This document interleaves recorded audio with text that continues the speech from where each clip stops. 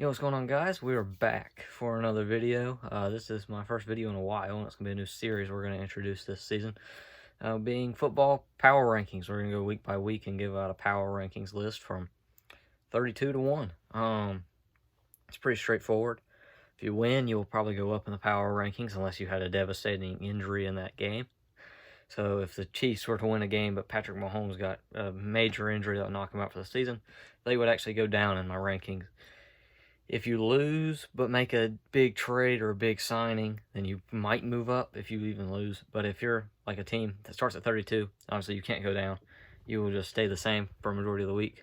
Unless you win. If you win, you usually go up. And if you lose, you'll usually go down. But obviously there are some times where that will not happen. And I will go into more in-depth into it. So we're going to do this every single week for the rest of the season. I'm going to try and have at least no bias in this. Obviously, there's no guarantee that I'll probably have a bias involved. Try not to. But yeah, without further ado, let's hop right on into it. With the 32nd spot, we have the Houston Texans. This is a preseason power ranking, so this is just based off of kind of just what I think on the roster, their free agent moves and all the stuff they've done in the offseason. Deshaun Watson probably won't play this season for the Texans. So that means that Tyrod Taylor will step in as the starting quarterback this season. And that is not a bad quarterback. People think Tyrod Taylor's horrible. I don't. But I just don't think that what's surrounding Tyrod Taylor is all that great. They got David Johnson, Philip Lindsay as their running backs, with Brandon Cooks as the starting wide receiver. And that's about all they have. Dolphins just released Benardrick McKinney. It's a lot of roster trimming happening right now in the NFL. And Trey Lance is injured for the next week. But the Texans didn't make anything major as far as acquisitions and everything. It's just acquisitions. They did not make a whole lot of moves this offseason that were big time moves that is going to improve them on whatever. They got a new head coach, and David Coley, previously worked for the Ravens last season and in previous seasons. They also have a new GM, Nick Caserio or something like that. I'm not too sure, to be honest. But the Texans are not going to be a great team next season. They'll probably win maybe 3-4 games total, and I highly doubt Deshaun Watson will play a single game for the Texans this season. Next up, at 31, we have the New York Jets. This team's got a new quarterback. They have Zach Wilson, rookie from BYU, be their new quarterback. And it's going to be interesting to see how that works out. They have Robert Saleh as their new head coach next season. That's going to be another interesting thing. Was a defensive coordinator for San Francisco past few seasons. And they got a lot of new pieces. It's going to be interesting to see the improvement of Quinnen Williams and Mekhi Becton. Their previous 2 draft picks. They moved Sam Darnold this offseason. It's not really changing anything. But this team just got a new system, a new quarterback, and a lot of new players. And it's just going to be an interesting thing to watch. I think they'll make an improvement this season from last season, but they're not going to be too high up in my rankings for preseason. Next up, we got the Detroit Lions. They picked up another team with a new quarterback. We're seeing a trend here. There's a lot of teams with new starting quarterbacks are lower on the list here. We have Jared Goff down there now with the trade, sending Matthew Stafford to the Rams. The Lions just got worse with that trade, and they're entering rebuild mode under Dan Campbell, who worked with the New Orleans Saints as a player personnel coach. And I just don't see the Lions making a whole lot of noise this season. They lost Kenny Golladay as well to New York. Just doesn't seem like this team will be all that great next season, and I do not think they'll be good. They might be a team that could be 32 at the end of the season. Very well could be staying where they're at. I just don't see them moving up more than 2 or 3 spots, to tell you the truth, this whole season. However, if they jump out to a 6-0 start, then they will obviously be number 1 or 2 up in my power rankings, but I don't see it happening. Next up, we got another new team with a new quarterback, and it is Jacksonville Jaguars with Trevor Lawrence down there. They lost Travis Etienne the other day to a torn, I think it was an ACL or an Achilles. Can't really remember, but they have James Robinson, who was a 1,000-yard runner last season with them. They'll have decent weapons on offense, just no one to protect Trevor Lawrence. They will be okay as far as if Trevor Lawrence can stay healthy. They have weapons as Laviska Shenault's going to be there, and DJ Chark, if he can stay healthy. He's questionable for week 1 as of right now. But they should be okay on offense as far as weapons goes, but they need to better their O-line, and they need to better their defense. And that's what's going to be their downfall this season. Next up, we got the Atlanta Falcons. The Falcons are going to be a mediocre team again this season. Drafted Kyle Pitts 4th overall last year. That's going to make them better, and I think they'll be better than what they were last year. But I just don't see them being a playoff team just yet. I think it'll be about 2-3 years away from that. This could potentially be the last year of Matt Ryan in Atlanta. They traded Julio Jones away this offseason. At the start of summer, they traded Julio Jones to the Titans. And they just don't have a whole lot. I mean, they have Matt Ryan, and they have Calvin Ridley, obviously. And then other than that, the Falcons are not looking too good. Then we got the Eagles at 27. They just made a trade to get Gardner Minshew on their team for a quarterback, and they released Nick Mullins. But it's going to be interesting for the Eagles because they have 3 guys that can start a quarterback for them at any given week. Jalen Hurts will likely be the week 1 starter. However, they have Joe Flacco, who is starting quarterback, and they have Gardner Minshew, who was a starting quarterback last year. Joe Flacco is just an occasional starting quarterback for Sam Darnold last year, whenever he was hurt or just subpar. But they have 3 guys that can start, and they're showing promise in camp, and it is going to be an interesting thing to see if they change quarterbacks throughout the year. They got a new head coach, Nick Sirianni, and there's no more Carson Wentz down there. It is officially Jalen Hurts' season, I think, right now down there, with Devontae Smith being his number 1 receiver, with Jalen Reagor also being down there as well. Then they have next up at 26, I have the Denver Broncos. This team just announced Teddy Bridgewater would start over Drew Lock, so that's another team with a new quarterback down there. Vic Fangio will still be their head coach next season, and I just don't see much changing. I think they'll be a little bit better with Teddy Bridgewater as their quarterback, but I just don't see them being too much better than what they were last season. However, they are a team I expect to see probably move up in this instead of moving down. I don't expect them to move down very often from 26. Then I have the Bengals at 25. They have Joe Burrow coming back off of a torn ACL and an MCL. They drafted Jamar Chase. No protection again for Joe Burrow, or very mediocre protection for him. And so it's going to be interesting if Joe Mixon and Joe Burrow are clicking, and Jamar Chase is going to be showing out. I think he was the 6th pick in the draft, I believe. Then it will definitely show a lot of, or it might have been 4th or 5th overall. It is definitely showing a lot. If that offense will be really good if those 3 can stay healthy and are consistent. Because they already have Tyler Boyd as well on the offense, but the defense is really shaky for Cincinnati, and that's going to be their biggest. It's kind of like Jacksonville, really, with just a shaky offensive line and a really bad defense. Then we got Carolina. This team has got a lot of potential. This team could be an 8-9 win team, or they could be a 4-5 win team. McCaffrey comes back this season. They have a lot of guys on the other side of the ball, and Derek Brown, and can't remember his name right now, Jeremy Chin. Those guys should improve from what they were last year, which those guys were great last season. Both Defensive Rookie of the Year candidates. I think Jeremy Chin might have won Defensive Rookie of the Year if I'm remembering correctly. But those two should develop, or get better. And then their offense is explosive with DJ Moore, Robbie Anderson, McCaffrey. And if Sam Darnold can start to maybe show what he was supposed to be, then I think the Panthers could be really good. However, Sam Darnold is not what he was supposed to be when he got drafted.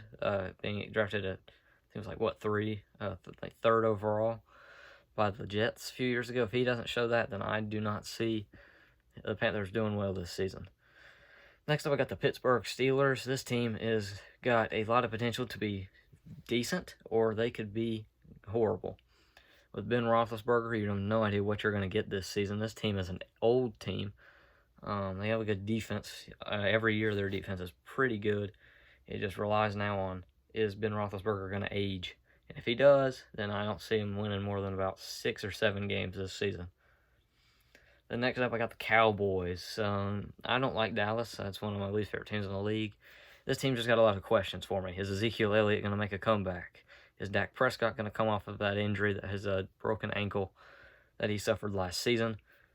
Is he going to come back from that and still be, the Dak Prescott we saw before he got hurt? Is Amari Cooper, Michael Gallup, and C.D. Lamb going to live up to what they're going to be, which they probably will? Is that offensive line going to be pretty good? Is that defense going to be able to hold up? I don't think it will, and that's their problem, is the Dallas Cowboys defense. Their offense could put up 30 points a game, but their defense is probably going to allow about 40 points a game. So, it's going to be shootouts every game with Dallas, and that's going to be a fun one to watch, too. Then we have the Chicago Bears next up at 21. The Bears are a team I could have seen putting them up here at 18, 19 slot. I just have them a little bit low going into week 1, just with the fact that they have Andy Dalton as their starting quarterback. It could very well be a rough week for them, rough few weeks for them with Andy Dalton being named their starter over Justin Fields.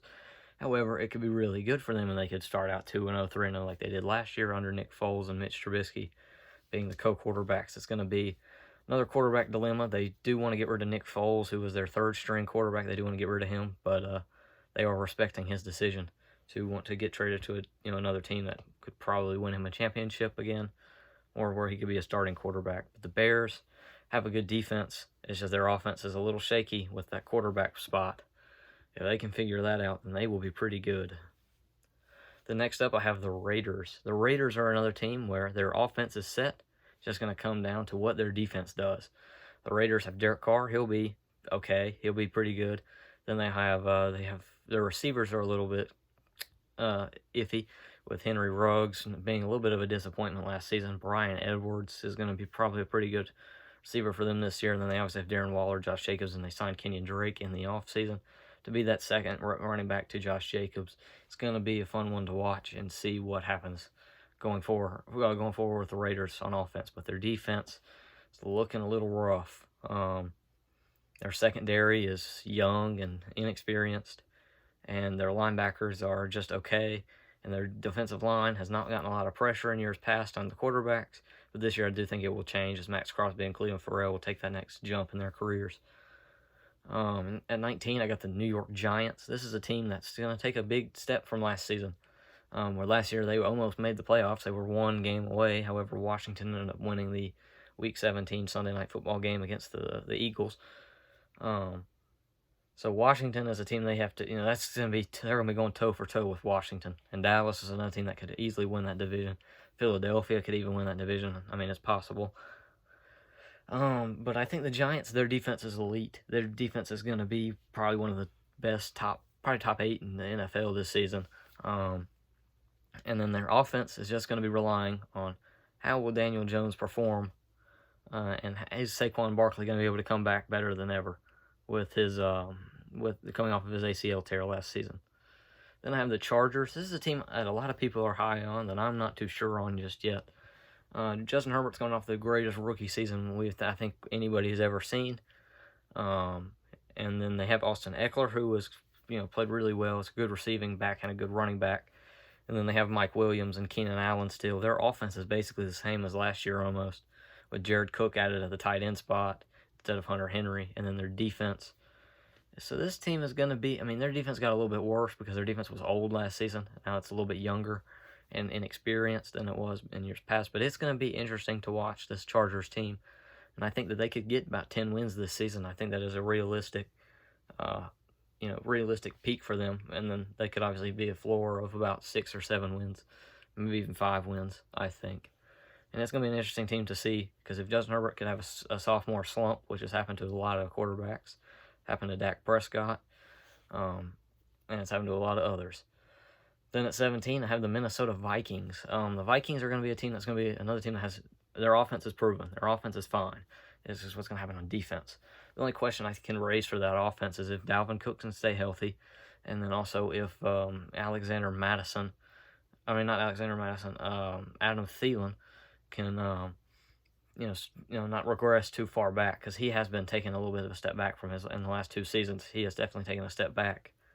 But if he can just stay where he was at last season and be a number 2 receiver to Justin Jefferson, then I think their offense is going to be pretty good.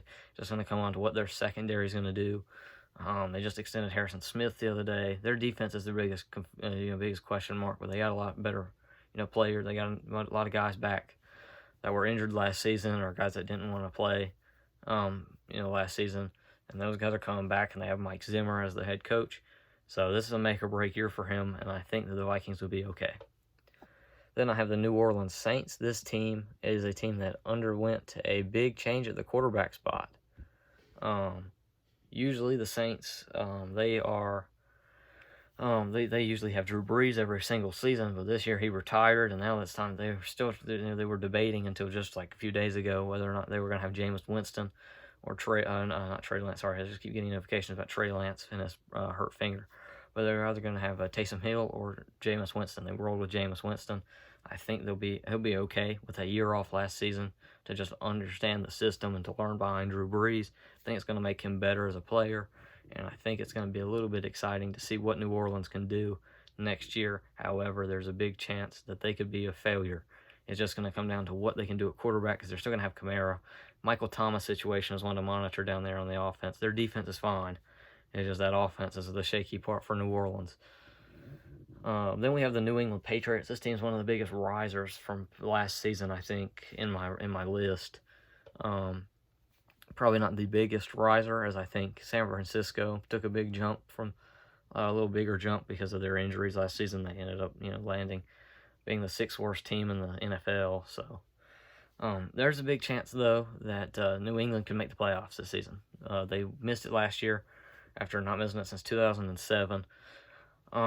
But this year they've got Cam back. Could potentially be starting Mac Jones later on in the year, or even for Week 1. They haven't really named Cam Newton the starting quarterback just yet. And they brought in Kendrick Bourne, Nelson Aguilar, Hunter Henry, and Jonnu Smith as some new weapons on the offense. They added some weapons on defense with Sidney Jones. So their team has gotten better. They did not hit they were not having to go into rebuild mode. They just went into retooling mode, and they have made their team a threat. Next up, I have the Cardinals. The Cardinals are going to be relying on if Kyler Murray can continue to being a good quarterback. He is a little undersized for his position. But they added in A.J. Green this offseason. Their receiving core is set. Their running back is my biggest concern on that offense for them, and their O-line is a little bit, maybe they could be a little bit better. But their running backs are James Conner and Chase Edmonds, and those guys are just kind of, I think, number two running backs instead of number ones. And it's just going to be an interesting thing to look at down there in Arizona for the running back spot. Their defense could be a little bit better. So they have a lot of question marks, but I think they'll be okay, and I think they can be that 6th or 7th seed in the NFC next season. The next up, I have the Washington football team. This team is definitely taking a big jump because their defense is really good again. It's going to be probably one of the best in football. They have Terry McLaurin. They added Curtis Samuel as another good receiver on their team. And they'll be fine with their running back. Antonio Gibson's there. Logan Thomas is still there. Their O-line is pretty good. It's just going to come down to what Ryan Fitzpatrick can do. If Ryan Fitzpatrick is Ryan Fitzpatrick, they will be fine. And they could be 9-10 wins next season. But if not, we can end up seeing the Giants take a big step in this power rankings. Then at 12, I have the Miami Dolphins. The Dolphins are a team that have another quarterback issue. Tua Tagovailoa could potentially end up being a bust, and I do see that happening in a way. So it's just going to be interesting to see what happens. If he ends up taking that step forward, which they think he will, then they will be fine. I also heard their name in the Deshaun Watson search as well. So they could potentially have Deshaun Watson as a quarterback replacing Tua, and that could be something interesting to look at. And the Dolphins' defense should be fine. Their offense is decent. I mean, they have Mike Gesicki and Devontae Parker. And Will Fuller they added in the offseason with Myles Gaskin being on that team. They should be okay with a little bit of quarterback concern for me with Tua. Then next up is the Colts. I have the Colts a little bit lower than I would want them to be. I would actually have them a lot higher had they not had a lot of injuries with Carson Wentz, Quentin Nelson, and a lot of issues as well with other things, with illnesses. I don't know if that's a word that YouTube is still is not allowing to be said on here or not, so I'm not going to risk it. But the Colts also have a rough 5-game stretch to start the season off. I think they play the Ravens, the Titans. I feel like they play them one time. They play the Dolphins, and it's just going to be a tough 5-game opening stretch for them, and that's why I have them a little bit lower than what I would probably put them at. Next up, I have the 49ers. The 49ers are going to be okay as long as Jimmy Garoppolo or Trey Lance ends up being, a good quarterback this season. If they're both bad, then the 49ers will probably not make the playoffs this year. But the rest of their team, and if they can stay healthy, because last year their whole team basically tore their ACLs in the first 2 weeks of the season, and it was not a fun one to watch as a 49ers fan. Next up, we have the Seahawks at 9. The Seahawks are going to be the same Seahawks as last year. They're always competitive with Russell Wilson and Pete Carroll. They're going to be competitive. Have DK Metcalf back, Chris Carson, and Tyler Lockett. Their offense is fine, just depending on their O-line. But, Russell Wilson is a magical quarterback. They'll be okay with whoever they put in front of him. If they put a bunch of kindergartners in front of Russell Wilson, they will still be okay. Their defense is another one that's just raising questions for me. It's just the same problems with Seattle every year. The next up, we got the Green Bay Packers. I would have them a lot lower had Aaron Rodgers decided not to come back. And also Devontae Adams, that was another guy they could potentially be at without. Just he didn't want to play for them anymore. Aaron Jones came back on a big contract extension in the offseason, and their offense is relatively the same. And that's a good sign for Green Bay. Now, their defense is a little bit shaky, but it should be okay. And I think it's just going to come down to, can Rodgers find himself a number 2 option at receiver core, because he cannot just throw the ball to Devontae Adams and Aaron Jones the whole game. Next up, I have the Ravens. I would put them over the Titans, and it probably makes sense to put them over the Titans because, the Ravens beat the Titans in the wild card. But I think adding Julio Jones, just adding another dimension to that offense of the Titans, really helps them out. That's why I have them over the Ravens. But the Ravens, they just don't have any receivers. Lamar Jackson he can't run the ball every single time. They just lost J.K. Dobbins to a torn ACL the other day. Their team took a hit, but I think they'll be fine because they have Lamar and they have one of the best defenses in football, along with a really good head coach and John Harbaugh. They'll be okay. But next up, the Titans, they add another dimension to their offense, like I said, with Julio Jones. They already have A.J. Brown and Derrick Henry and Ryan Tannehill. That is an elite offense just right there. Lost Jonnu Smith, but it's okay because Anthony Firkser is a pretty good backup or a better number 2 option than Jonnu Smith. So I think they're okay at tight end. Their defense is pretty good, and I think they'll be okay. Their defense raises a little bit of a question, but I think it's going to be fine with their offense going to be scoring about 28, 30 points a game. So they'll be okay. Then next up, I have the Rams. This is one of the most balanced teams in the NFL, and they are going to be something to look out for. Added Matthew Stafford, and their running back took a hit with Cam Akers tearing his ACL, but Darrell Henderson is just as good, and they added Sony Michel. They'll be fine. Their defense is elite. Again, it's the Rams. Their defense is always going to be elite. They have Sean McVay, a pretty good head coach. Not a pretty good head coach, really good head coach. And then, their offense just added Matthew Stafford along with Robert Woods, Cooper Kupp, and their good O-line. They'll be fine. They'll be great. Then we have the Cleveland Browns at 4. This team is a team that could potentially take the number 1 or 2 spot at the end of the season, even in my power rankings, because they're just that good. And they have an easy schedule a little bit this year, an easier schedule than years past. But if Baker can continue to be good, that defense can continue to be good, and their receiving, they have everything on offense. Their offense is probably one of the best in the NFL, if not the best. It is just that defense with their secondary raises a little bit of a question. Then we have the Buffalo Bills at 3. This team has got some good receivers. However, I don't really like Cole Beasley all that much. Then you got their running backs. That's a little bit of a question on the offensive side. Who's going to be the number 1, Zach Moss or Devin Singletary? Got a good quarterback in Josh Allen. Good O-line. And their defense is elite. So they're going to be fine. Also with Sean McDermott being the head coach, they're always going to be a competitive team. And they could potentially be the team to beat out in the AFC with them going to the AFC Championship last year losing to the Chiefs. I think maybe this year the Chiefs could get dethroned in the AFC. They've made it to 3 straight, or what is it? I think they made it to 3 straight Super Bowls now, or has it just been 2? I think it's been 2. Yeah, it's been 2 straight. The Chiefs could be potentially getting the AFC Championship removed from there, or not be the defending AFC champions anymore. Then at 2, I have the Tampa Bay Buccaneers. This team, I just don't see them being as good as the Chiefs. I think the Chiefs' moves made them what makes them the number 1 spot they made. They made their O-line elite.